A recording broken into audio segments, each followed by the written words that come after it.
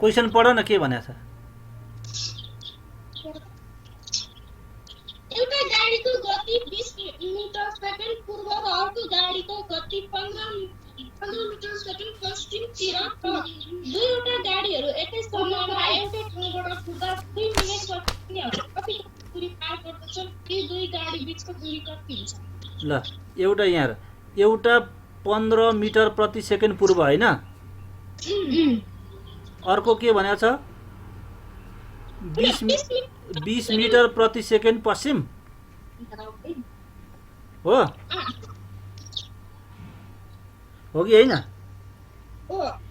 अब अस्ति मैले सापेक्षिक गति पढाउँदा के भनेको थिएँ, एउटै दिशातिर गयो भने ठुलो गतिबाट सानो गति घटाउनु निस्किहाल्छ, विपरीत दिशामा गयो भने जोड्नु भनेको थियो कि होइन? अनि यो बिचको पोइन्टमा छ ए भनेको 1 सेकेन्डमा 20 मिटर पूर्वतिर जान्छ एउटा, अर्को 1 सेकेन्डमा 20 मिटर 15 मिटर, एउटा 1 सेकेन्डमा 15 मिटर पूर्वतिर जान्छ, एउटा 1 सेकेन्डमा 20 मिटर पश्चिमतिर जान्छ हो कि होइन? अनि जम्मा कति समय पछाडि एउटै समयमा छुटेका छन्, अनि कति समय पछाडि भनेको छ?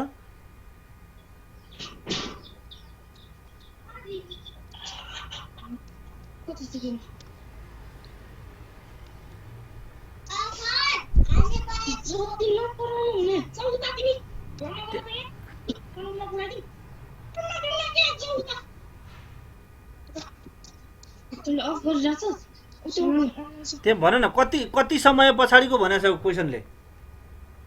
2 मिनेट पछि हो। ल 1 सेकेन्डमा 15 सेकेन्ड जान्छ भने 2 मिनेटमा कति टाढा पुग्छ पहिले पत्ता लगाऊ त। 2 मिनेट भनेको 120 सेकेन्ड हो कि होइन? ल ल पूर्वतिर जम्मा 2 मिनेट पछि पूर्वतिर, त्यहाँ कपीमा लेख त 2 मिनेट पछि पूर्वतिर भनेर लेख।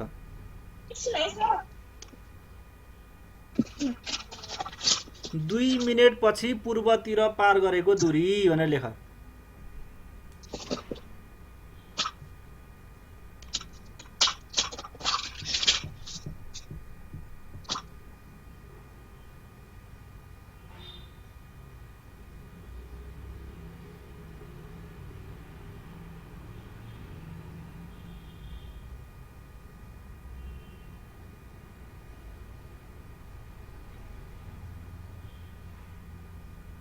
भयो सर। ल यहाँ हेर त 1 सेकेन्डमा 15 मिटर जान्छ भने 2 मिनेट भनेको 60 दुना 120 इन्टु 15 गर कति हुन्छ?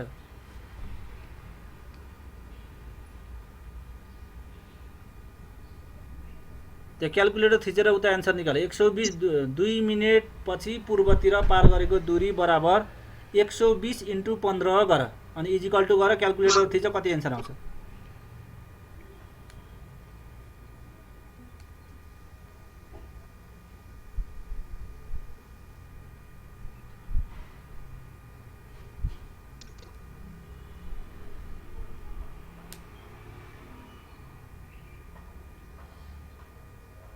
अठार। 120 इन्टु 15 गर न कति हुन्छ, किनभने 2 मिनेटमा त 120 सेकेन्ड हुन्छ नि त, समय सेकेन्डमा जानुपर्छ।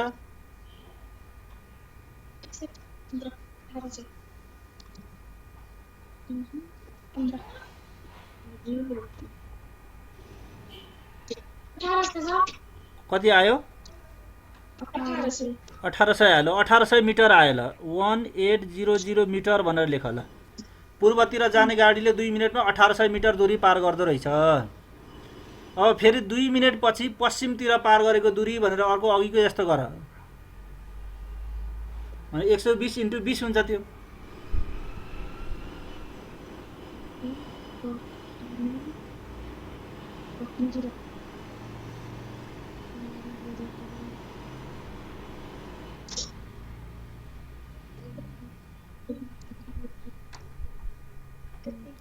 गर्यो होइन?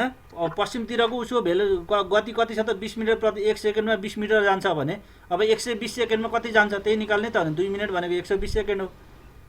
समयलाई जहिले पनि सेकेन्डमा लानुपर्छ। 20 इन्टु 120 गर कति हुन्छ?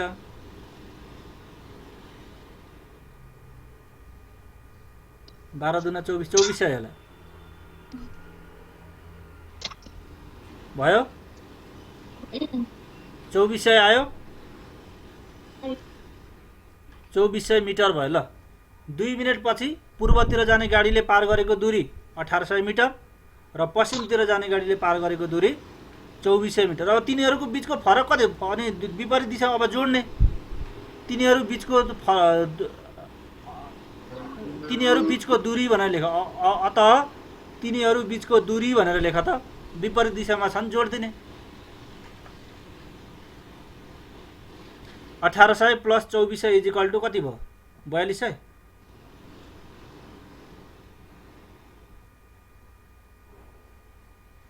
34 44 भयो ल। 2 मिनेटपछि तिनीहरू बिचको दूरी equal to 1800 plus 2400 equal to 4200 metre answer. सक्यो।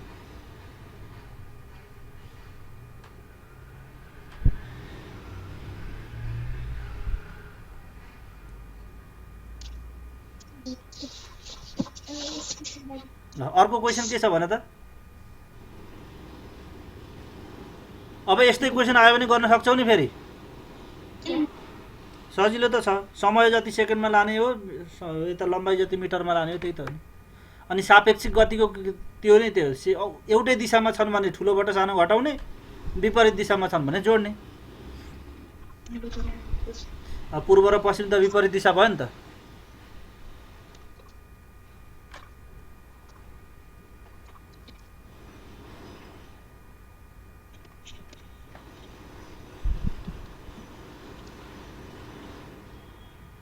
अर्को क्वेसन के थियो भन त?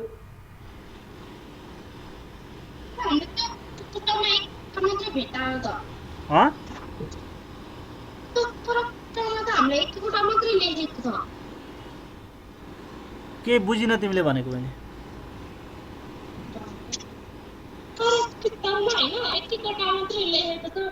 किताबमा चाहिँ के मात्रै लेखा छ?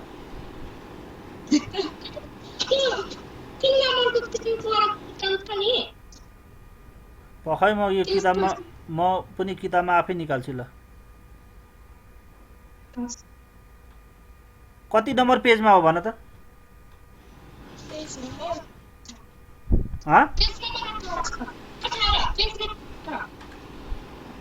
Page number 18।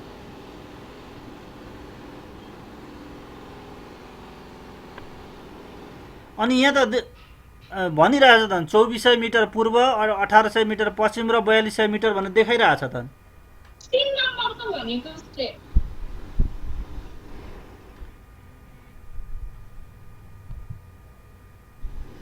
फरक छुट्याउ भनेको? अनि औसत गति र सापेक्षिक गतिको अनि परिभाषा लेखिदेऊ न। त्यो फरक छुट्याउने टेबल बनाऊ, अनि त्यहाँदेखि एकातिर औसत गति लेख, अर्कातिर सापेक्षिक गति लेख, अनि त्यसको परिभाषा मैले लेखिदिएको छु, परिभाषा लेख। अनि औसत गति भनेको औसत गतिको निश्चित दिशा हुँदैन हैन, त्यो सापेक्षिक गतिको कि त एउटै दिशा हुन्छ कि विपरीत दिशा हुन्छ। औसत गति भनेको एउटै दिशामा हुन्छ, त्यो लेख है। यो पहिलो नम्बरमा त्यसको परिभाषा लेख दुईटैको हैन। अनि दोस्रो नम्बरमा औसत गति निश्चित एउटै दिशामा हुन्छ भने सापेक्षिक गति विपरीत दिशामा पनि हुन्छ भनेर लेखिदेऊ। अनि 2 नम्बरमा छ प्रवेग र गतिराज। एउटा प्रवेगको परिभाषा लेख, गतिराजको पनि परिभाषा लेख। प्रवेग भनेको गति बढ्दै बढ्दै गएको अवस्थामा हुन्छ भने गतिराज गति घट्दै घट्दै गएको अवस्थामा हुन्छ। दुईटा फरक भइहाल्यो नि, सकिहाल्यो नि ल। यति कुरा दियो तिमीलाई। यहाँ भिडियो रेकर्ड भइरहेछ, भरे भिडियो फेरि हेरेर पनि लेख्न सकिहाल्छ नि। अरू सबै जान्ने होइन ल। ठिक छ, अब त्यसो भए अब हामी अब तेस्रो च्याप्टर पढ्ने। आज अगाडि पढ्नुपर्छ हामीले, यहाँ अलमल गरेर त हुँदैन।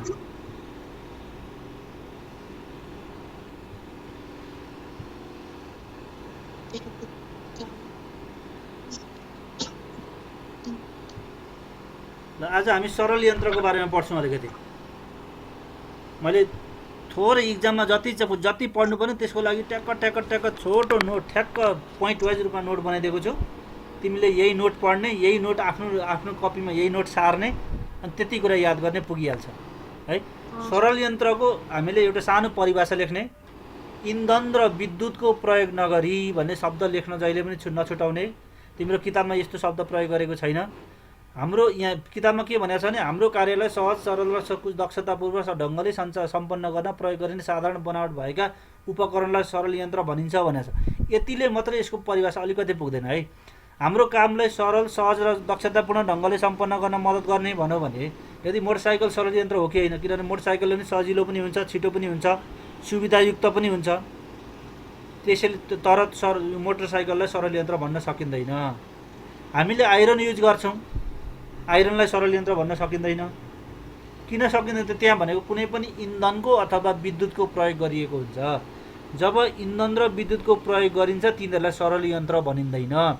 त्यसैले सरल यन्त्र हुनको लागि आफ्नै भौतिक बल प्रयोग गर्दाखेरि, आफ्नै शरीरका अथवा आफ्नो भौतिक बलको प्रयोगबाट कुनै पनि वस्तुलाई सजिलो सहज तरिकाले सम्पन्न गरिन्छ, त्यस्ता यन्त्रहरू चाहिँ सरल यन्त्र बनेको। यति कुराहरू तिमीले याद गर्ने। उत्तोलक, घिर्नी, छड्के सतह, पाङ्ग्रा बिँड, गल, कैँची, चिम्टा, चक्कु, चम्चा, घिर्नी, पेचकस होइन, यी सबै के हुन्छ हाम्रो दैनिक जीवनमा बारम्बार प्रयोग गरिने सरल यन्त्रहरू।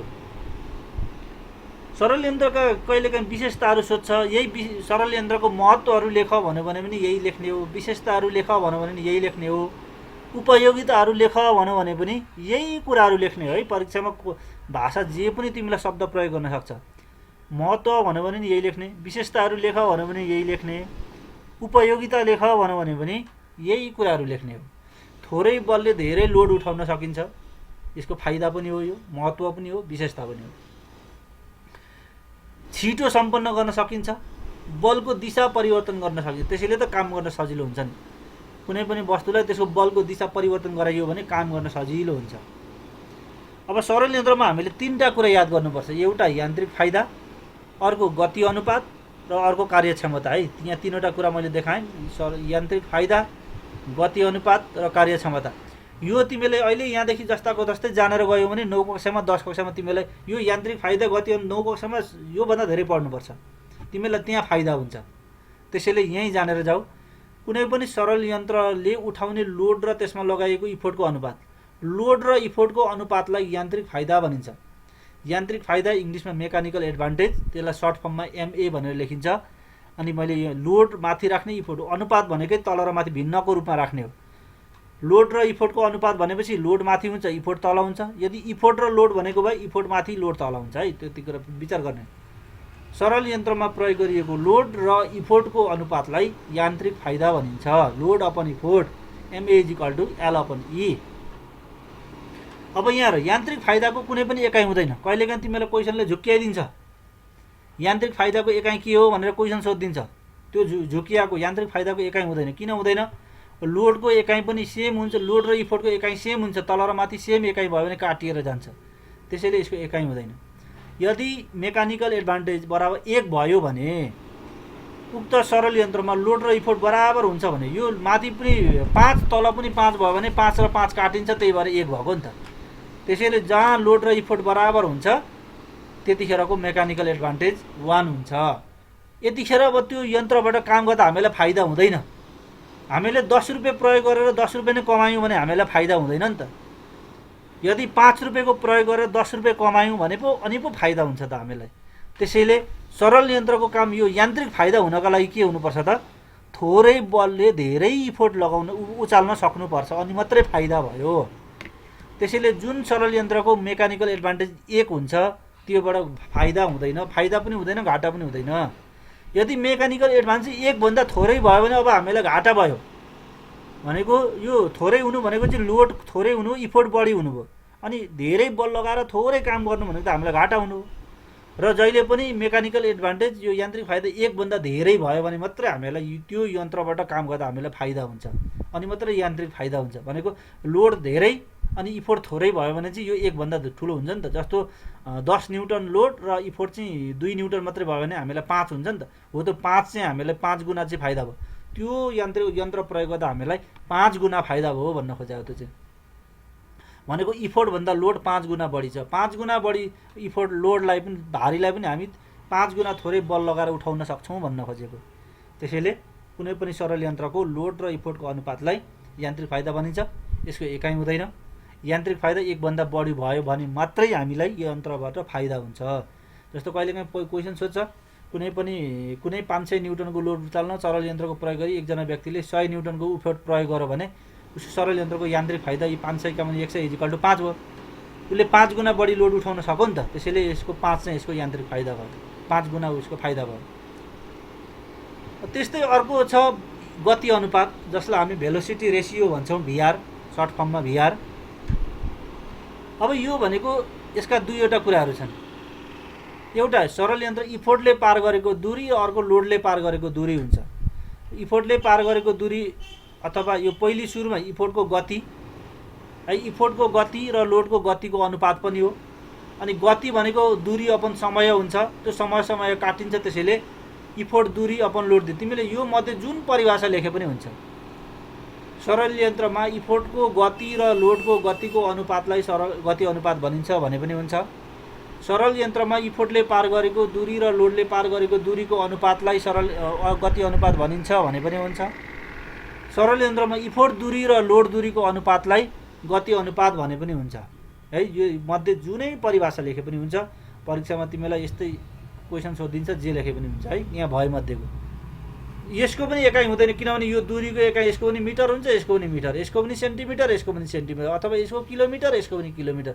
माइलमा गयो भने यो पनि माइल, यो पनि माइल, तल र माथि सेम हुन्छ, काटिन्छ, एकाइ हुँदैन।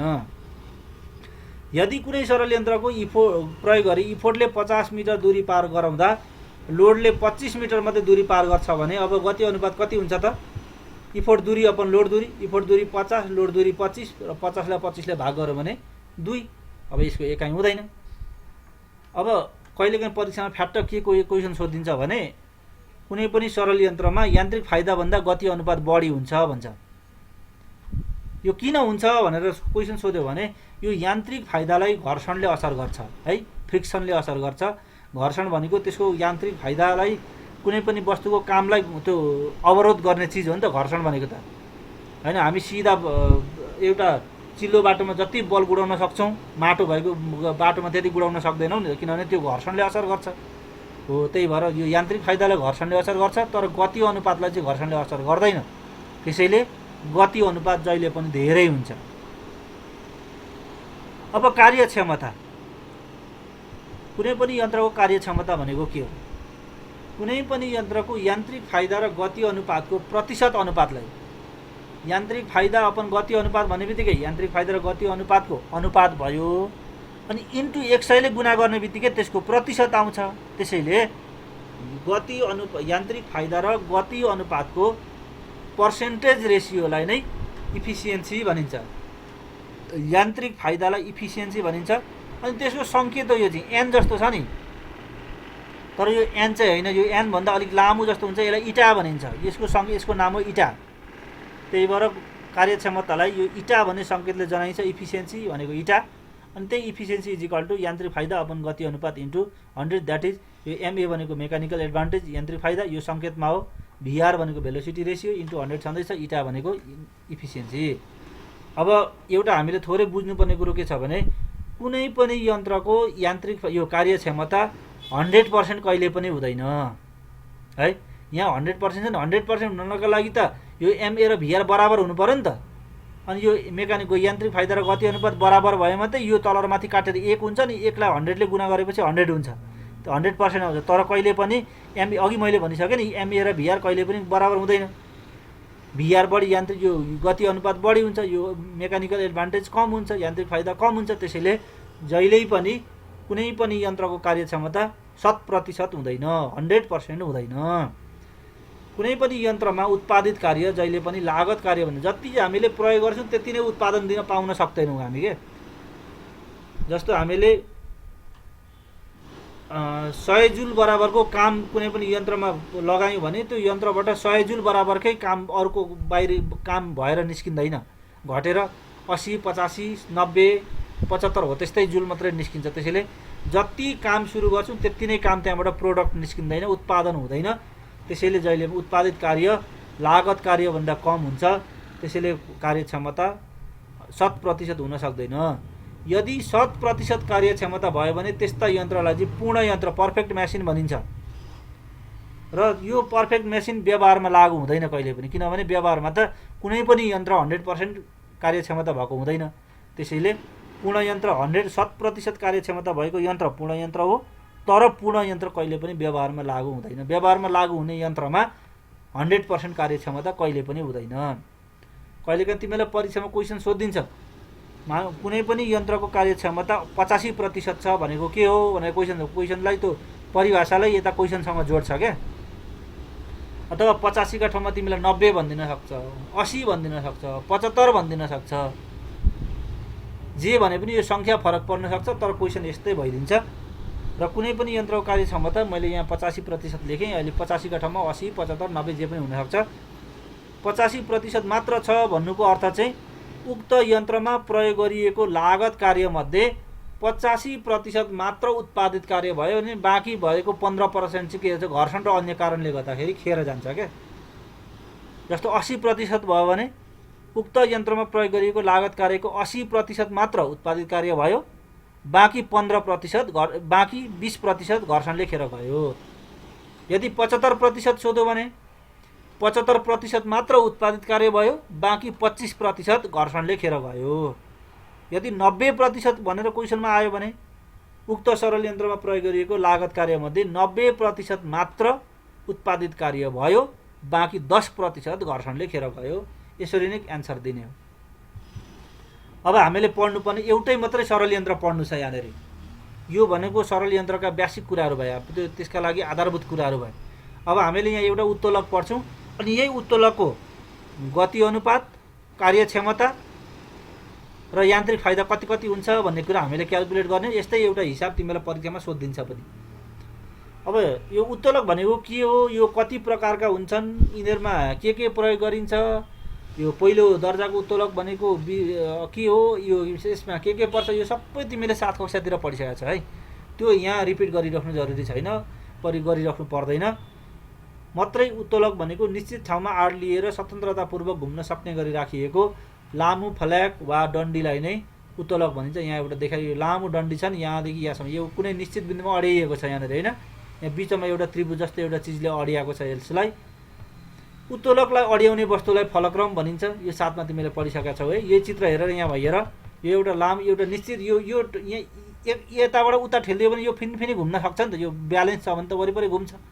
एकातिर बढी एकातिर कम छ भने पो एकातिर तलतिर ढल्छ, बराबर छ भने त वरिपरि घुम्छ होइन। स्वतन्त्रतापूर्वक घुम्न सक्छ। यो एउटा लामो एउटा फ्ल्याग, एउटा डन्डी हो, एउटा बार हो अथवा केही हो, यस्तो वस्तुलाई उत्तोलक भनिन्छ। उत्तोलकमा जम्मा यसका 3वटा भागहरू हुन्छन्। एउटा जुन ठाउँबाट वस्तु यो उत्तोलकलाई अड्याइन्छ त्यसलाई फलक्रम भनिन्छ। यहाँ यो चिजले अड्याएको छ त्यसलाई फलक्रम भनियो। उत्तोलकद्वारा उठाउन खोजिएको तौललाई लोड भनिन्छ होइन। त्यति त्यो डन्डी प्रयोग गरेर कति तौल उठाउन खोजिँदैछ त्यो भनेको लोड हो भने त्यो लोड उठाउन कति बल प्रयोग गरिन्छ त्यसलाई चाहिँ इफोर्ट भनिन्छ। उत्तोलकमा प्रयोग गरिएको बललाई इफोर्ट भनिन्छ। एकैछिनै म यहाँ दिनेश सरले फोन गर्नुभयो, मलाई स्कुलबाट फोन आयो।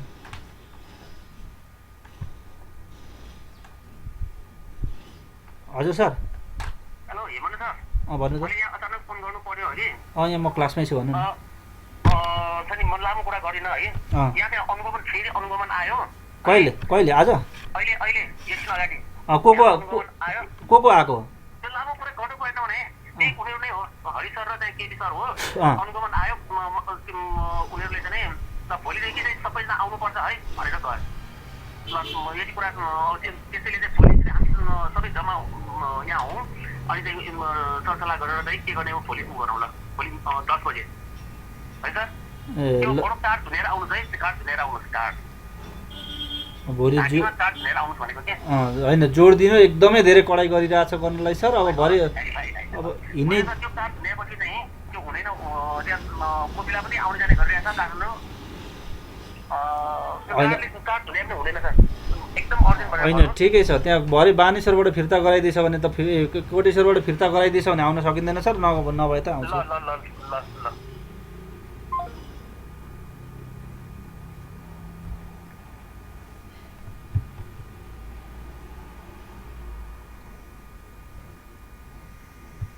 ल हामी यहाँनिर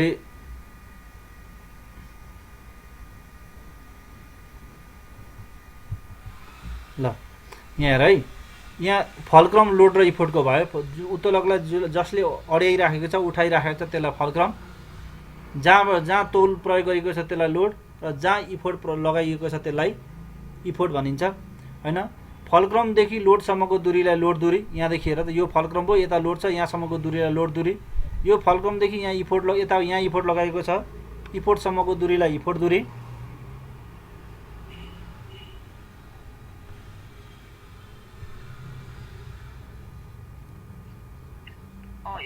हजुर भन्नु त।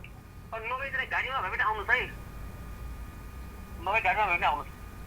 भोलि यहाँ दिपामिस जयश्रीमिस चिन्ता बिचमा हुनुहुन्छ। होइन अब गाडीमा त यस्तो कोरोना सङ्क्रमण भएको बेलाका गाडीमा आइछौ, आइँदैन नि गाडीमा त।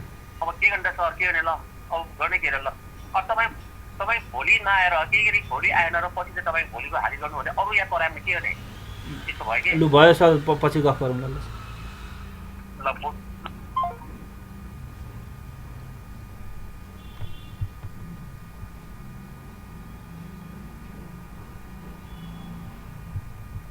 ल यो फलक्रमदेखि लोडसम्मको दूरीलाई लोड दूरी अथवा अनि फलक्रमदेखि इफोर्टसम्मको दूरीलाई इफोर्ट दूरी भनिन्छ। अब यहाँ हेर, अब यसमा पनि हामीले त्यही, अब यसमा यान्त्रिक फाइदा, गति अनुपात र कार्यक्षमता सबै निकाल्नुपर्छ। फर्मुला त उयो अघि हामीले जे भन्यौँ, यान्त्रिक फाइदा निकाल्न लोड बाई इफोर्ट, लोड र इफोर्टलाई राखेर यान्त्रिक फाइदा निकाल्ने। त्यस्तै गति अनुपात निकाल्न इफोर्ट दूरी अपन लोड दूरी गर्ने, इफोर्ट दूरीलाई लोड दूरीले भाग गर्ने, त्यहाँबाट गति अनुपात निस्किन्छ। कार्यक्षमता निकाल्नका लागि त्यही यान्त्रिक फाइदा अपन गति अनुपात इन्टु 100 गर्ने होइन, eta equal to MA upon VR into 100 गर्ने, सकिहाल्यो। अब यहाँ हेर, अब यहाँ एउटा तिमीलाई क्वेसन दिएको छु मैले। अब यहाँदेखि अब हामीले गर्ने भनेको यो क्वेसन छ, यो क्वेसन अहिले सरस्वती यहाँ हेर, यो यहाँ एउटा सरल, यो पनि एउटा उत्तोलक हो है, यहाँ बिचमा अडियाको छ, यो भनेको यसको फलक्रम हो। यतापट्टि यो 500 न्युटनको एउटा ढुङ्गो छ, यो लोड भयो भने यो ढुङ्गोलाई उचाल्न यहाँ प्रयोग गरिएको यो चाहिँ बललाई चाहिँ इफोर्ट भनिन्छ। यहाँ क्वेसनले के भन्यो भने 90 सेन्टिमिटर इफोर्ट दूरी भएको दिएको उत्तोलकको याफा भनेको यान्त्रिक फाइदा, ग भनेको गति अनुपात र का छ भनेको कार्यक्षमता पत्ता लगाऊ भनेको क्वेसन छ। यहाँ हेर त 500 न्युटनको लोड छ, 200 न्युटनको इफोर्ट छ, 200 न्युटनको इफोर्ट लगाएर 500 न्युटनको लोड उठाइराखेको छ। यहाँबाट हामीलाई होइन थोरै बलले धेरै काम गरिराखेको छ भने चाहिँ हामीलाई यान्त्रिक फाइदा भइराखेको छ। अब यसैको आधारमा यहाँ हेर त, एमए भनेको के हो त, यान्त्रिक फाइदा लोड अपन इफोर्ट, 500 का भने 2 इजिकल 2.5 यसको यान्त्रिक फाइदा। त्यस्तै भेलोसिटी रेसियो गति अनुपात effort distance upon load distance भनेको इफोर्ट दूरी बाई लोड, एलडी भनेको लोड डिस्टेन्स लोड दूरी। इफोर्ट दूरी 90 छ, लोड दूरी 30 छ भनेपछि अब जम्मा कति भयो त, 90 का पनि 30 भनेको 3 भयो। त्यस्तै यो भनेको कार्यक्षमता इफिसियन्सी इटा, इफिसियन्सी कार्यक्षमता भनेको अब यो एमए अपन भिआर, एमए को भ्यालु 2.5 छ, भिआर को भ्यालु 3 छ, इन्टु 100 छँदैछ।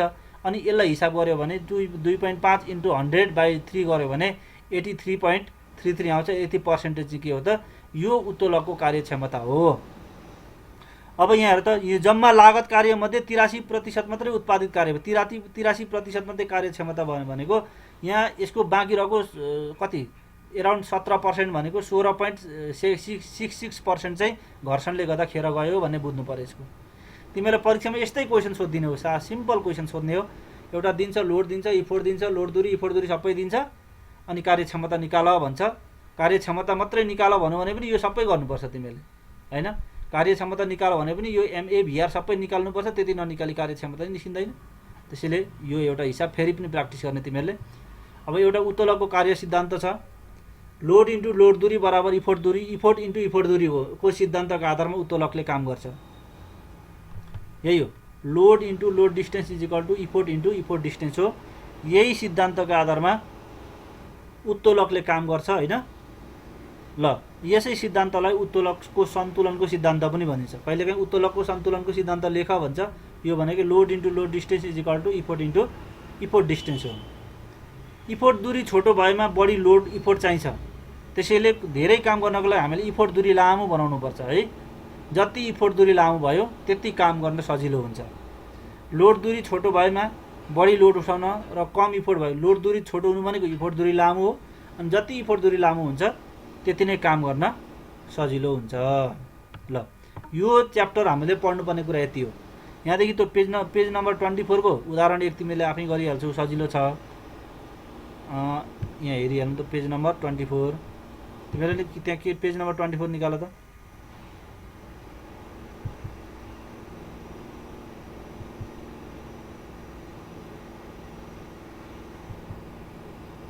ल यहाँ उदाहरण 1 छ। यहाँ एउटा उत्तोलकमा 200 न्युटनको लोड उठाउन 50 न्युटन इफोर्ट लाग्दछ। यदि इफोर्टले 5 मिटर दूरी पार गर्दा लोडले 1 मिटर दूरी पार गर्छ भने यान्त्रिक फाइदा, गति अनुपात र कार्यक्षमता कति होला? अघि हामीले गरे जस्तै क्वेसन छ यो, तिमीहरूले यो आफै गर्छौ, सकिहाल्छ है। यान्त्रिक फाइदा लोड बाई इफोर्ट 4, गति अनुपात इफोर्ट दूरी बाई लोड दूरी 5, अनि कार्यक्षमता यान्त्रिक फाइदा बाई गति अनुपात इन्टु 100, 4 का मुनि 5 इन्टु 100 भनेको 80% भयो हैन, सकिहाल्यो। अनि बाँकी रहेको यो एक्सर्साइज तिमीले आफै गर्न सक्छौ है। उत्तोलकले आड लिएको ठाउँलाई भनेको उत्तोलक अडिएको ठाउँलाई फलक्रम बनिन्छ। इफोर्ट इन्टु इफोर्ट दूरी बराबर लोड इन्टु लोड दूरी हुन्छ, सकिहाल्यो। यान्त्रिक फाइदा लोड अपन इफोर्ट, गति अनुपात लोड इफोर्ट दूरी अपन लोड दूरी, सजिलो छ यी। अब परिभाषा लेख भनेको छ, अगाडि परिभाषा छँदैछ। कार्यक्षमता 100% भन्दा कम हुन्छ, यसको एन्सर मैले त्यहाँ अघि भनिसकेँ, ती दिएको छ नोटमा छँदैछ। फलामको पाता काट्ने कैँचीको धार छोटो हुन्छ भने कपडा काट्ने कैँचीको धार लामो हुन्छ किन? हैन, जति इफोर्ट दूरी लामो भयो त्यति काम गर्न सजिलो हुन्छ हैन। एक पाङ्ग्रे ठेलागाडालाई लोडतिर जति पाङ्ग्रातिर सारियो उति नै उचाल्न सजिलो हुन्छ। लोडतिर जति सार्यो भने इफोर्ट दूरी बढ्छ, इफोर्ट दूरी जति लामो भयो त्यति काम गर्न सजिलो हुन्छ। यान्त्रिक फाइदा गति अनुपातको दुईवटा फरक लेख, एउटा परिभाषा लेख्ने, एउटा यान्त्रिक फाइदा कम हुन्छ, गति अनुपात बढी हुन्छ। उत्तोलकको यान्त्रिक फाइदा 4 छ भन्नुको अर्थ उक्त उत्तोलकबाट उत्तोलकले 4 गुणा बढी लोड उठाउन सक्छ हैन। त्यो उत्तोलकमा प्रयोग गरिएको बलबाट 4 गुणा बढी लोड उठाउन सकिन्छ, यसको अर्थ त्यो हैन। इफोर्ट लोड बाई इफोर्ट हो नि त, लोड चाहिँ 4 टाइम्स भनेको 4 का मुनि 1 = 4 हुन्छ। त्यसैले जति बल प्रयोग गरिन्छ त्यसको 4 गुणा बढी इफोर्ट त्यो बल लोड उठाउन सकिन्छ।